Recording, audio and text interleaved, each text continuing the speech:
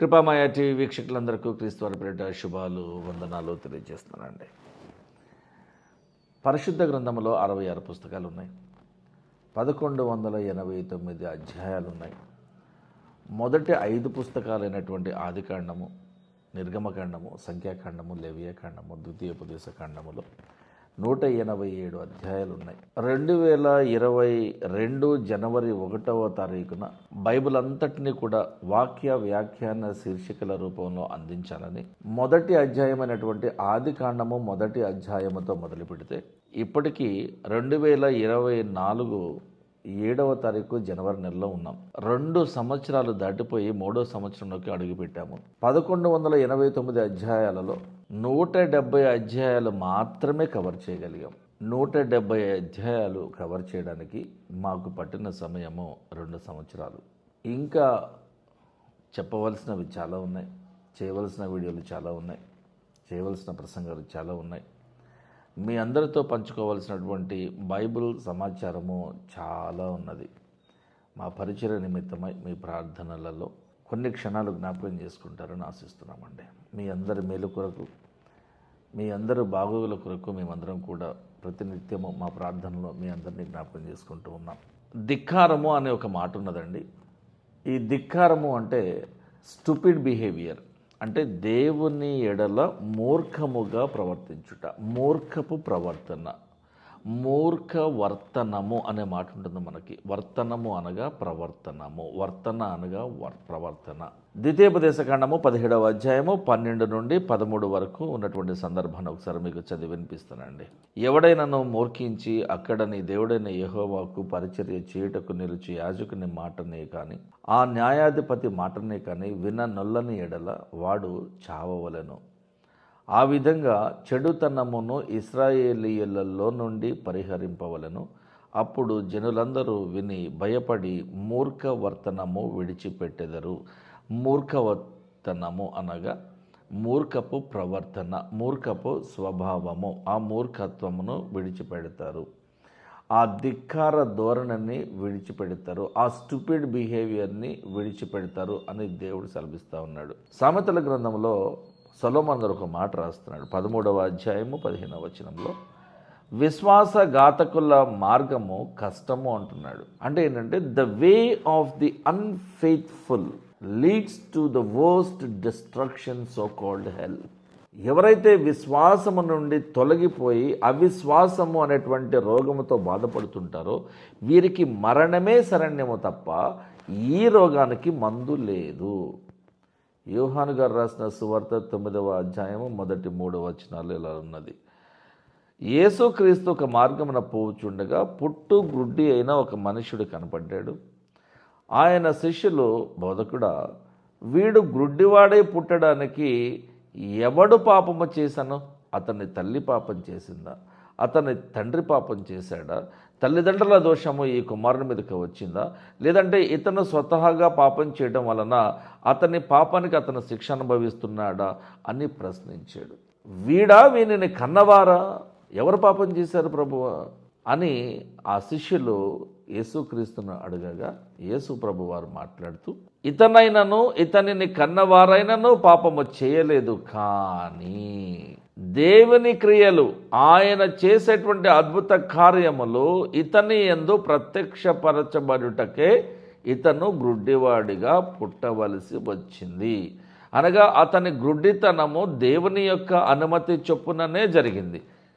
దేవుని అనుమతి చొప్పుననే ఒక అద్భుత కార్యము చేయడం ద్వారా, జరిగించడం ద్వారా ఇతని యొక్క గుడ్డితనమును దేవుడు బాగు చేయడం జరిగింది. గాయము చేయవాడు కట్టువాడు ఆయనే కదా అని ఎందుకు యోబు గారు అంటున్నాడు? మీరు అర్థం చేసుకోవాలి ఈ మాటలన్నీ కూడా. ఎవడు పడితే వాడు యూట్యూబ్లలోనో సంఘాలలోనో ఏదో ఒక పిచ్చి ప్రసంగం చేసేసి ఇది దేవుని మాటగా మీరు ఉన్నది అని నమ్మాలి అనేటువంటి ఆ ప్రోద్బలం ఎప్పుడైతే జరుగుతుందో అప్పుడు అమాయకులు అది నిజంగానే బైబిల్లో ఉందని నమ్మేస్తున్నారు. కానీ ఎక్కడుంది అని ప్రశ్నించేటువంటి క్రైస్తవులు లేరు. అది బాధ. ప్రశ్నించడం చాలా ఇంపార్టెంట్. కాబట్టి మనకి ఒక ఆరోగ్యపరమైన ఇబ్బంది ఉంది అంటే అది దేవుని చిత్తం కావచ్చు. నాలో ఉన్నటువంటి ఈ శరీరపు బాధను, ఈ ముళ్ళుని తీసివేయమని పౌలు గారు 3 సార్లు అడిగాడు యేసు ప్రభువుని. అడిగితే నా కృప నీకు చాలే పౌలు, ఉండని అది ఉండని, సాతాను దూతగా నువ్వు రెచ్చిపోకుండా నిమిత్తము, సాతాను వాడి దూతలు నిన్ను మరింతగా ఎక్కువగా ఇబ్బంది పెట్టకుండా నిమిత్తము, నీ పరిచర్యకు ఆటంకము కలగకుండా నిమిత్తము ఈ ముళ్ళు నీ శరీరంలో ఉండుట మంచిది, మేలుకరము, ఇది నా చిత్తమై ఉన్నది, కాబట్టి ఉండనివ్వులే, కానీ నా కృప నీకు తోడుగా ఉంటుంది. 12వ అధ్యాయం 9వ వచనము కొరింథీ సంఘానికి రాయబడిన 2వ పత్రికలో మాట ఉంటుంది. My grace is sufficient for you. మనకు కూడా అంతే. రోమా సంఘానికి పౌలు గారు రాస్తూ మాట అంటున్నాడు చూడండి 3:23లో, ఏ భేదమునూ లేదు, అందరూ పాపము చేసి దేవుడు అనుగ్రహించాలని ఆశపడుతున్నటువంటి ఆయన యొక్క మహిమను ఆశీర్వాదమును పొందలేకపోవచ్చున్నారు. నీతిమంతుడు ఒక్కడో లేడన్నప్పుడు ఒక్కడున్నాడు. నీతిమంతుని జ్ఞాపకం చేసుకున్నట్టు ఆశీర్వాదకరమగును, సామెతల గ్రంథంలో ఉన్నమాట. ఆ నీతిమంతుడు యేసుక్రీస్తు, మనిషి కాదు, నువ్వు నేను కానే కాదు. కాబట్టి ప్రతి శవానికి, చనిపోయిన ప్రతి ఒక్కరికి ఈ మంచి మాటను మీరు ఆపాదించవద్దు, అప్లై చేయవద్దు. దయచేసి ఇటువంటి తప్పు చేయకండి. మీరు అందరం తప్పు చేసాం, అందరం పాపం చేసాం. ఈ పాపాన్ని ఒప్పుకున్నావా? ఈ పాపాన్ని పరిహరించడానికి దేవుడు సిద్ధంగా ఉన్నాడు. నిన్ను ఆశీర్వదించడానికి ఆయన సముఖత చూపిస్తూ ఉన్నాడు. ఇదే రోమా సంఘానికి రాయబడిన పత్రిక 8:22లో, సృష్టి యావత్తు ఇదివరకు ఏకగ్రీవముగా మూలుగుచు ప్రసవ వేదన పడుచున్నదని ఎరుగుదుము. సృష్టి ఆరంభము నుండి అవ్వమ్మ చేసినటువంటి పాపము నుండి, అవ్వమ్మ చూపినటువంటి ఆ ధిక్కార ధోరణి జరిగినటువంటి ఆ సందర్భం నుండి 6023 సంవత్సరాల తర్వాత 2024లో ఉన్నటువంటి ఈ సందర్భం వరకు సృష్టి యావత్తు కూడా, అనగా ఈ ప్రపంచంలో పుట్టబోతున్న ఇప్పుడు బ్రతికున్నటువంటి ప్రతి ఒక్కరూ కూడా బాధపడుతున్నారు, ప్రసవ వేదన పడుతున్నారు. ప్రసవ వేదన అనగా డెలివరెన్స్, విడుదల కొరకు ఆశపడుచున్నది సృష్టి యావత్తు. అనగా ఈ సృష్టిలో జన్మించినటువంటి ప్రతి ఒక్కడు కూడా ఈ పాపము నుండి నేను విడుదల పొందాలి, మోక్ష మార్గమునకు వెళ్ళిపోవాలి, సృష్టికర్తకు నేను దగ్గరవ్వాలని రకరకాల మతాల, సిద్ధాంతాల, రకరకాల నమ్మకాల, విశ్వాసాల, ధర్మాల పేరిట ప్రయత్నపడుతూనే ఉన్నారు. కానీ నిజమైన దేవుడైన యెహోవా దేవునిని గుర్తించలేకపోవుట దారుణం. ఆయన అద్వితీయ కుమారుడైన యేసుక్రీస్తు మన ఆత్మలందరినీ కూడా రక్షించడానికి వచ్చాడు, మన కొరకు చనిపోయాడు అని నమ్మకపోవడం దారుణం. ఎందుకు దేవుడు బాధపడుతున్నాడు? మనం నిజంగా కష్టాలు పడాలని దేవుని ఉద్దేశం అయితే కాదు. So God did not leave us here on the planet earth pointlessly. He has a point. There is a reason why I suffer. There is a reason why you suffer. యోబు చాలా మంచివాడు, చాలా నిజాయితీపరుడు. మీరు యోబు గ్రంథము 1 అలాగే 2వ అధ్యాయాలు చదివితే అతను ఎంత బాగుండేవాడో, అటు తర్వాత ఎన్ని ఇబ్బందులు పడిపోయాడో, ఎంత నష్టం జరిగిందో, కుటుంబం మొత్తం కూడా కనపడకుండా పోయింది. పిల్లలు చనిపోయారు, ఒక భార్య తప్ప. ఎందుకంటే యోబు నష్టపోయిన ఈ కుమార్తెలు, కుమారులు అదే భార్య ద్వారా ఏకపత్ని వ్రతం, ఒక్కటే భార్య ఉండాలని దేవుడు కోరుకున్నాడు. ఆదాముకి 2 ఇవ్వలేడా భార్యలను? సొలొమోనుకి 1000 మంది భార్యలు ఉన్నారండి. మరి ఆదాముకి దేవుడిచ్చిన భార్యలు ఎంతమంది? ఒక్కరే కదా. అబ్రహాముకు దేవుడిచ్చిన భార్య కూడా ఒక్కటే. ఆయన హాగరుతో కాపురం చేయాల్సి వచ్చింది, తర్వాత కెతూరాను పెళ్లి చేసుకున్నాడు, అది వేరే విషయం. మీరు భూమిని నింపండి అని అన్నాడు, ఎక్కువ మంది విశ్వాసం కోరుకున్నాడు. సిరియా దేశస్థుడైనటువంటి అబ్రహాము అక్కడ వ్యక్తిని కూడా పెళ్లి చేసుకుని తన ద్వారా అబ్రహాము యొక్క ఆ సీడ్ని అక్కడ కూడా విత్తాలి, నాటాలని అనుకున్నాడు. ఇది దేవుని అభీష్టమై ఉన్నది. ప్లీజ్, అది అప్పటి వరకు, ఇప్పటికీ కాదు. నా భార్యకి పిల్లలు పుట్టకపోతే నేను మరొక భార్యను పెళ్లి చేసుకుని పిల్లల్ని కనాల్సిన అవసరం లేదు, నేను దత్తత తీసుకోవచ్చు. అనాథాశ్రమాలు చాలా ఉన్నాయి, ఒక పిల్లోడికి ఒక పిల్లకి నేను లైఫ్ ఇవ్వచ్చు. ప్లీజ్. యోబు శ్రమలలో పడిపోవడానికి అనుమతించింది దేవుడే. ఎటువంటి ధిక్కార ధోరణి లేనటువంటి యోబు ఒకానొక బలహీనమైన క్షణములో నేను నిజాయితీపరుణ్ణి కదా, నీతిమంతుణ్ణి కదా, నాకెందుకు ఈ కష్టాలను అడిగినప్పుడు ఆ ఆలోచన యోబు తలకాయలోకి రాగానే దేవుడు కొన్ని వందల ప్రశ్నలను ఇలా ఒక్కసారి కుమ్మరించేస్తాడు. ఒక్క ప్రశ్నకు కూడా యోబు దగ్గర సమాధానం ఉండదు. ఇక చివరకు తప్పు తెలుసుకున్నటువంటి యోబు, దేవా ఈ ధిక్కార ధోరణి నాలో ఉన్నది, నేను ధిక్కారము చూపించిన వాడినే, నన్ను క్షమించు, నన్ను రక్షించు ప్రభువా అని, నన్ను ఆశీర్వదించు ప్రభువా అని, నా మనసు మార్చు ప్రభువా అని క్షమాపణ అడిగాడు యోబు. తన తప్పును తెలుసుకుని తప్పు ఒప్పుకున్నాడు యోబు. కాబట్టి యోబు ఎంత పోగొట్టుకున్నాడో అంతకు రెండింతలు ఒక ఆశీర్వాదముగా పొందుకున్నాడు. సో దేవుడు మనకు శ్రమలను పంపిస్తున్నప్పుడు ఈ శ్రమలు ఎందుకు వస్తున్నాయో మనము గమనించి, పరిశీలించి, పరీక్షించి, నిదానించి తెలుసుకొని, ఓకే దేవుడు బహుశా నన్ను హెచ్చరిస్తున్నాడు, దేవుని యొక్క ప్రణాళిక ప్రకారము నేను బ్రతకడం లేదు, దేవా నీ చిత్తం ఏంటో నాకు తెలియచేయ ప్రభువా అని అడగాలి. ఒక పిల్లని తీసుకొచ్చి దేవా ఈ అమ్మాయిని పెళ్లి చేసుకుందాం అనుకుంటాను, మమ్మల్ని ఆశీర్వదించాను అనకూడదు. నీ చిత్త ప్రకారము నువ్వు ఏ అమ్మాయిని చూపిస్తే, ఏ అబ్బాయిని చూపిస్తే అతన్నే, ఆమెనే నేను పెళ్లి చేసుకుంటాను దేవా అని దేవునిని అడగాలి. అప్పుడు దేవుడిని నడిపిస్తాడు. అంతేగాని నీ నిర్ణయం నువ్వు తీసుకుని దేవుని దగ్గరికి వస్తే దట్స్ నాట్ రైట్. యోహాను సువార్త 16:33లో లోకములో మీకు శ్రమ కలుగుతుంది, అయినా కూడా ధైర్యం తెచ్చుకోండి, నేను లోకమును జయించి ఉన్నాను అని యేసుక్రీస్తు వారు చెప్పారు. ఈ లోకాన్నే జయించాడు ఆయన. కాబట్టి మీకు శ్రమలు తప్పకుండా వస్తాయి, ధైర్యం తెచ్చుకోండి, నేను ఈ లోకాన్ని జయించాను కాబట్టి మీరు నన్ను అనుసరించేవారైతే మీరు కూడా లోకాన్ని జయిస్తారు అని అన్నాడు.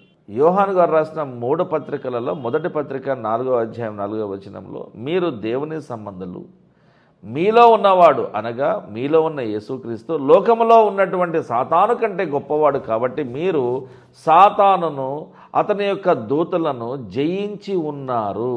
కాబట్టి నీలో యేసుక్రీస్తు ఉంటే నీ చుట్టూ ఉన్న దురాత్మలు నీ దగ్గరకు కూడా రాలేవు. మరి ఎంతమంది క్రైస్తవ హృదయాలలో, ఎంతమంది క్రైస్తవుల బ్రతుకులలో యేసుక్రీస్తు ప్రభువారు ఉండగలుగుతున్నాడు? ఎంతమంది అనుమతిస్తున్నారు? ఎంతమంది స్వాగతిస్తున్నారు? ఎంతమంది ఆహ్వానిస్తున్నారు? ఎంతమంది యేసుక్రీస్తును వాళ్ళ బ్రతుకులో ఉండనిస్తున్నారు? యేసుక్రీస్తును ఉండనివ్వడము అనగా పరిశుద్ధాత్మ దేవునిని ఉండనివ్వడమే. ఎక్కడ పరిశుద్ధత లేదో, ఎవరిలో పరిశుద్ధత లేదో అక్కడ పరిశుద్ధాత్ముడు నివసించి ఉండలేడు, జతగా ఉండలేడు, తోడుగా ఉండలేడు. కాబట్టి మనము మన ఇహలోక పాపములను, దురాశలను, అసూయలను, మత్తతలను, అల్లర్లను, ద్వేషాలను, కోపాలను, తాపాలను విడిచిపెట్టకపోతే పరిశుద్ధాత్మ దేవుని యొక్క సహాయము అనగా యేసుక్రీస్తు వారి యొక్క సన్నిధి మనతో, మనలో, మనకు ముందుగా నడవదు, ఉండదు అని మీరు గమనించాలి. కొరింథీ సంఘానికి పౌలు గారు 2వ పత్రికలో ఒక మాట రాస్తున్నాడు. 1వ అధ్యాయం 4వ వచనంలో, దేవుడు మమ్మను ఏ ఆదరణతో ఆదరించుచున్నాడో ఆ ఆదరణతో ఇటువంటి శ్రమలలో ఉన్న వారినైనను ఆదరించడానికి శక్తి కల వారమగునట్లు ఆయన మా శ్రమ అంతటిలో మమ్మల్ని ఆదరిస్తూ ఉన్నాడు. So God is taking care of us when we're going through the troubles and trials in our life. ఆయన ఆ శ్రమలను ఎదుర్కొని, ఆ శ్రమలను ఓడించి మరణపు మొల్లును విరిచినాడు. చిరంజీవిగా బయటకు వచ్చి పునరుద్ధానములో మొట్టమొదటి ప్రథమ ఫలముగా ఆయనే ఉండడానికి, ఒక సంచికరుగా ఉండడానికి, మనకు ఒక ఆదరణకర్తగా ఉండడానికి, ఒక నిదర్శనముగా, ఒక ఉదాహరణగా ఉండడానికి యేసుక్రీస్తు ప్రభువారు మరణపు ముళ్ళను విరిచి తిరిగి లేచి పునరుద్ధానుడై ఆరోహణమై దేవుని దగ్గరికి వెళ్ళిపోయినాడు. కాబట్టి యేసుక్రీస్తు వారిని ఎవరైతే పరిశుద్ధ ఆత్మను కలిగి పరిశుద్ధ జీవితాన్ని గడుపుతూ ఉంటారో వాళ్ళందరూ కూడా యేసు ప్రభువు ఎలాగైతే ఆరోహణమైపోయినాడో అదే దారిలో, అదే విధంగా దేవుని లోకమునకు చేరి యెహోవా దేవుని సన్నిధిని నిలబడి ఆయనను దేవదూతలతో కలిసి ఆరాధించడానికి, స్తుతులు చెల్లించడానికి మనం అర్హత పొందగలము అని చెప్పడానికి ఈ వాక్యము ఒక మంచి ఉదాహరణ. హెబ్రీ సంఘమునకు పౌలు గారు రాసినటువంటి పత్రికలో 12వ అధ్యాయము 2వ వచనంలో, యేసుక్రీస్తు వలె మనము కూడా ప్రతి భారమును సులువుగా చిక్కులబెట్టు ప్రతి పాపమును విడిచిపెట్టి విశ్వాసమునకు కర్తయు దానిని అనగా ఆ విశ్వాసమును కొనసాగించువాడునైన యేసు వైపు చూస్తూ మన ఎదుట ఉంచబడిన పందెములో ఓపికతతో పరిగెడుదాము అని అంటున్నాడు. మనందరి జీవితాలు కూడా ఏదో ఒక విధమైన సమస్యతో కానివ్వండి, అనారోగ్యంతో కానివ్వండి, అసంతృప్తితో కానివ్వండి, అసహనముతో కానివ్వండి, కొన్ని కుటుంబ తగాదాలతో కానివ్వండి, ఆస్తిపాస్తుల విషయాలలో కొన్ని ఇబ్బందులలో కానివ్వండి, ఏదో ఒక రకమైనటువంటి ఇబ్బంది ప్రతి ఒక్కరికి ఉన్నది. నేను 100కి 100% సంతోషంగా, తృప్తిగా, హాయిగా, ఆనందంగా, సంతోషంగా ఉన్నాను అని చెప్పగలిగిన మనిషి భూప్రపంచంలో ఉండడు, ఛాన్స్ లేదు. పేతురు గారు తన మొదటి పత్రికలో 1వ అధ్యాయం 7వ వచనంలో నశించిపోవు సువర్ణము అగ్ని పరీక్ష వలన శుద్ధపరచబడుచున్నది కదా, దానికంటే అనగా పుటములో వేయబడిన బంగారము శుద్ధపరచబడిన దానికంటే గొప్పది, విలువైనది, అమూల్యమైనటువంటి మీ విశ్వాసము మీకు వస్తున్నటువంటి ఈ శ్రమల చేత, ఈ శోధనల చేత పరీక్షకు నిలిచినదై యేసుక్రీస్తు ప్రత్యక్షమైనప్పుడు మీకు మెప్పును, మహిమయు, ఘనతయు కలుగుటకు కారణమవుతాయి. కాబట్టి మీరు బ్రతికున్నంత కాలము క్రైస్తవ జీవితము, నిజమైన క్రైస్తవ జీవితము గడిపే వారందరికీ కూడా కష్టాలు, శ్రమలు, ఇబ్బందులు, అవమానాలు జరుగుతాయి, వస్తాయి. ఇవి ఎక్స్పెక్ట్ చేసే మీరు క్రైస్తవులుగా బ్రతకమని పౌలు గారు సలహా ఇస్తున్నాడు. యాకోబు గారు రాసినటువంటి గ్రంథము 1వ అధ్యాయము 2-3 వచనాలలో, నా సహోదరులారా, మీ విశ్వాసమునకు కలుగు పరీక్ష ఓర్పును పుట్టిస్తుందని ఎరిగి తెలుసుకొని మీరు నానా విధములైన రకరకాల శోధనలలో, శ్రమలలో, ఇబ్బందులలో, కష్టాలలో, నష్టాలలో పడునప్పుడు ఆ కష్టము, ఆ నష్టము, ఆ శ్రమ, ఆ ఇబ్బంది, ఆ అవమానము, ఆ అగౌరవము, ఆ డబ్బులు లేనటువంటి స్థితి, ఆ అనారోగ్య స్థితిలో కూడా మీరు ఆ పరిస్థితులన్నిటినీ కూడా మహా ఆనందమైన గడియలు, మంచి రోజులు అని ఎంచి మీరు సంతోషంగా ఉండండి, ధైర్యంగా ఉండండి యాకోబు గారు సలహా ఇస్తున్నాడు. ఇదే యాకోబు గారు 1వ అధ్యాయంలోనే 12వ వచనంలో, శోధన సహించువాడు ధన్యుడు, అతడు ఆ శోధనకు నిలిచిన వాడే ప్రభువు తనను ప్రేమించు వారికి వాగ్దానము చేసిన జీవకిరీటము పొందుతాడు. కాబట్టి శోధన జీవకిరీటమును మనకి ఇవ్వబోతుంది. ఏ శ్రమ లేనటువంటి క్రైస్తవులు పరిశుద్ధమైన జీవితాన్ని గడపడం లేని అర్థం. ఎవరిలో అయితే పరిశుద్ధత నిలిచి ఉంటుందో, ఎవరిలో అయితే నీతిమంతత్వం నిలిచి ఉంటుందో ఆ క్రైస్తవుల బ్రతుకులు తప్పకుండా గందరగోళంగా ఉంటాయి. బయటకు బాగున్న, కారులో వెళ్ళినా, మంచి బట్టలు వేసుకున్నా తన మనసు అంతా కూడా అల్లకల్లోలమైపోతుంది, టర్బులెన్స్లో ఉండిపోతుంది. రోమా సంఘానికి పౌలు గారు రాస్తూ 8:18లో, మన ఎడల ప్రత్యక్షము కాబోవు మహిమ ఎదుట ఇప్పటి కాలపు శ్రమలు, మనకొస్తున్న ఈ ఇబ్బందులు అసలు శ్రమలే కాదు, ఎన్నతగినవి కావు అని ఎంచుచున్నాను అని అంటున్నాడు పౌలు గారు. ఇవేం కష్టాలండి, అసలు ఈ కష్టాలే కాదు. యేసు ప్రభువు పడిన కష్టాలతో పోల్చుకుంటే, ఆయన పడిన ఇబ్బందులతో పోల్చుకుంటే, ఆయన పడిన శ్రమలతో పోల్చుకుంటే, ఆయన శ్రమల మార్గముతో మనము పోల్చుకుంటే మన శ్రమలు శ్రమలే కావు, ఎన్నతగినవి కావు, ఎంచదగినవి కావు. ఆయన మన కొరకు ఎన్ని కష్టాలు పడ్డాడో, ఎంత ప్రసవ వేదన అనుభవించాడో, ఎన్ని అవమానాలను పడ్డాడో, ముళ్ళు కిరీటం పెట్టించుకున్నాడు, మనకు నీతి కిరీటాన్ని ఇస్తానంటున్నాడు, మనకు జీవి కిరీటాన్ని ఇస్తానంటున్నాడు.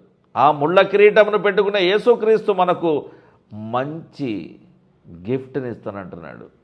ఆయనకు ముళ్ళ కిరీటము, మనకు జీవ కిరీటము. ఇదే రోమా సంఘానికి రాయబడినటువంటి పత్రిక 8:28లో, దేవునిని ప్రేమించు వారికి అనగా ఆయన చిత్తము చొప్పున, ఆయన సంకల్పము చొప్పున పిలువబడిన వారికి మేలు కలుగుటకై సమస్తమును సమకూడి జరుగుచున్నవని ఎరుగుదము.